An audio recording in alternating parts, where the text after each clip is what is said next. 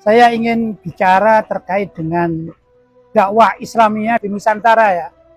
Itu sejak zaman dahulu kala ya. Kalau kita bicara Indonesia kan baru merdeka. Tapi kalau Nusantara ini sudah zaman dahulu kala gitu. Ini di Nusantara ini di antara para dai yang masuk di Indonesia adalah keturunan dari Ambul Faqih, yaitu bisa dikatakan keturunan Al-Imam Ahmad Al-Muhajir ilallah bin Isa. Berarti ini dari marga Ba'alawi. Mereka ini datang pertama berasal dari Hadramut, kemudian hijrah ke India di daerah Gujarat. Kalau kita melihat sejarah Indonesia, termasuk juga di sejarah zaman SMP itu ya, SMA, itu ada kata-kata demikian. Siapakah orang yang pertama kali mengajarkan atau mendakwakan Islam di Indonesia? Yaitu tertulis pedagang-pedagang dari Gujarat. Gujarat itu satu tempat di India. Sebenarnya bukan pedagang gitu. Ini satu tulisan mungkin bahasa yang salah. Jadi sebenarnya begini, para dai yang datang dari Hadramut itu mereka menjadikan sektor perdagangan menjadi lahan dakwah. Maka mereka datang dengan menggunakan dakwah-dakwah di sektor perdagangan. Hanya sejarawan nasional mengatakan pedagang-pedagang dari Gujarat, padahal ulama-ulama yang datang dari Gujarat. Kenapa dikatakan Gujarat? Ya, karena mereka ini keturunan dari Sayyid Abdul Malik yang bermarga Azmat Khan. Dan Azmat Khan itu begini, Sayyid Abdul Malik datang atau hijrah dari Hadramut menuju ke tanah Gujarat India, menikahlah dengan wanita India yang bermarga Khan. Gitu ya. Kita kan sering mendengar ada penyanyi-penyanyi atau apa Khan ya. Syahrukh Khan kan gitu ya. Abdullah Khan dan macam-macam itu. Itu sebenarnya marga.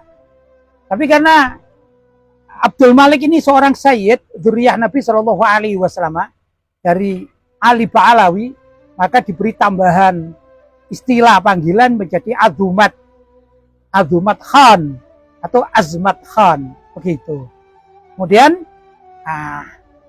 Sayyid Abdul Malik mempunyai keturunan dari istri India tersebut atau Gujarat. Nah, inilah yang pada akhirnya menelurkan sebagian dari para wali songo yang mereka kemudian datang ke wilayah Nusantara berdakwah. Gitu. Maka dikatakan pendai pertama yang datang di Indonesia adalah para wali songo yang aslinya mereka ini bermarga Azmat Khan dari Sada Ba'alawi. Ya, kalau dikatakan semua Sada Ba'alawi itu imigran, termasuk wali songo juga imigran. Tapi bukan begitu konsepnya. Apalagi ini sudah ratusan tahun ya. Dan para habaib pun datang ke Indonesia setelah mengikuti langkah para wali songo, ya sudah bukan lagi namanya imigran. Begitu. Sejarah Indonesia juga menulis bahwa kemerdekaan Indonesia itu tatkala mengumandangkan kemerdekaan ini juga melibatkan tangan para habaib. Ada juga Sumpah Pemuda dari etnis Arab ada yang ditandatangani oleh Pak Hatta ya, ada Soekarno Hatta itu ya. Jadi sudah diakui oleh negara sejak zaman dulu kala. Nah, kalau sekarang ada orang membuat tesis baru kemarin sore kemudian membongkar itu semua, betapa banyak yang dikatakan palsu oleh pembuat tesis ini ya, dan juga pengikutnya Ba'alawi, imigran, palsu, gitu ya. Berarti juga menuduh keluarga dari Azmat Khan juga palsu. Naudzubillah min dzalik, kan begitu. Ini jelas ada nilai-nilai yang kurang tepat dan mungkin juga ini ada tangan-tangan di luar Islam yang bermain agar Islam ini betul-betul hancur gitu dari dalam. Dan Islam itu sulit dihancurkan dari luar. Kalau kita melihat perang di Palestina itu ya, subhanallah, warga Palestina ini, ibu-ibu Palestina ini kalau melahirkan nih bisa 10, 11 gitu ya. Padahal yang dibom hampir tiap hari, yang mati syahid tiap hari. Tapi ada loh pemuda-pemuda, anak-anak yang bakal perang melawan Zionis. Itu Islam kalau kalau dihancurkan dari luar sulit.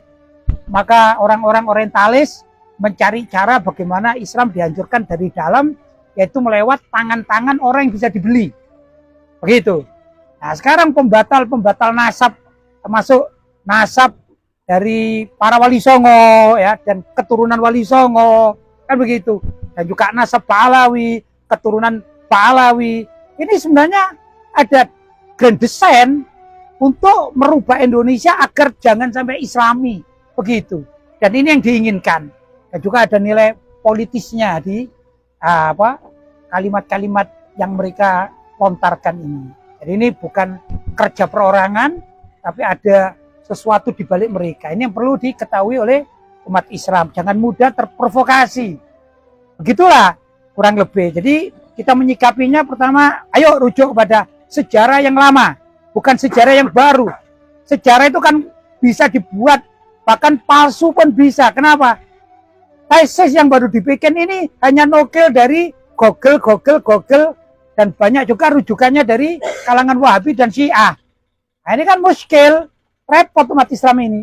Ya, bukan dari rujukan betul-betul dari aswaja. Karena itu saya sering membaca karya ulama-ulama kita, tokoh-tokoh kita yang mungkin seusia kakek kita, bukan nenek moyang ya, kakek kita seusia-usia itu masih mengatakan bahwasanya Duriyah Wali Songo, terutama Wali Songo, ini klannya itu klan dari Pahlawi, begitu. Adapun setiap marga ya, kalau kalangan Habaib atau Pahlawi itu mereka mempunyai satu perkumpulan namanya Robito Alawiyah, ada di sana namanya Maktab Daimi yang mencatat nasab-nasab mereka sesuai dengan aturan mereka buat gitu. Tapi kalau dari keturunan Wali Songo, mereka tidak memerlukan seperti itu karena mereka lebih senang menjadi warga-warga biasa, tapi ada manuskrip, tulisan-tulisan, ada yang dalam bentuk kitab, ada dalam bentuk semacam tulisan besar. Saya pernah masuk di suatu pesantren kuno, ternyata di situ ada silsilah nasab sampai kepada Rasulullah. Dan ini bukan dibuat orang sekarang, mungkin sudah dari kita ini generasinya kakek kita. Nah, begitulah pondok-pondok besar. Mereka namanya kalangan Pahlawi yang mastur ya. Jadi mungkin bisa dikatakan ada Habaib atau Sayyid atau Syarif ya, yang semua ini marga-marga ini, panggilan ini adalah untuk dzurriyyah para keturunan Nabi Muhammad SAW. Itulah. Ini mudah-mudahan kita bisa menyadarkan ya masyarakat yang terkena provokasi. Itu karena apa? Sekarang banyak buzzer. Baik buzzer itu berupa offline maupun online. Mereka tidak jelas mengeluarkan pernyataan-pernyataan, oh ini Habib palsu, oh ini keturunan Nabi Muhammad yang bohong, oh khurafat, seperti dan lain sebagainya. Jadi kalau suka cerita, orang cerita di mana-mana itu ada, di kalangan ulama, kiai, gitu ya, ajengan, Gus, Lora, cerita macam-macam juga, macam-macam memang cerita, tapi kan bukan rujukan itu, begitu ya. Nah, kalaupun ada kalangan Wali Songo atau juga karomat Wali Songo, macam-macam, begitu. Nah, demikian juga yang ada di kalangan Sada Pahlawi, ya pasti ada cerita-cerita yang macam-macam juga, begitu ya. Nah itu kan oknum-oknum. Memang repotnya dari kalangan Wahabi itu nggak percaya adanya karomat. Kalau Nabi kan mempunyai mukjizat, sedangkan para wali itu mempunyai karomat, gitu ya. Maka karena mengikuti Wahabi akhirnya diseranglah keadaan-keadaan yang memang sesuatu yang memang aneh dan gaib. Ada perkara-perkara yang memang selayaknya ditutup, gitu ya. Hanya memang 1-2 orang tokoh terkadang salah ucap atau terlalu nafsu ingin menceritakan. Sebenarnya urusan karomat-karomat itu yang terbaik adalah disampaikan dalam forum tertutup begitu, dan tidak dijadikan medsos. Jangankan dengan Wahabi, dengan orang awam ini juga menjadi bumerang kan begitu.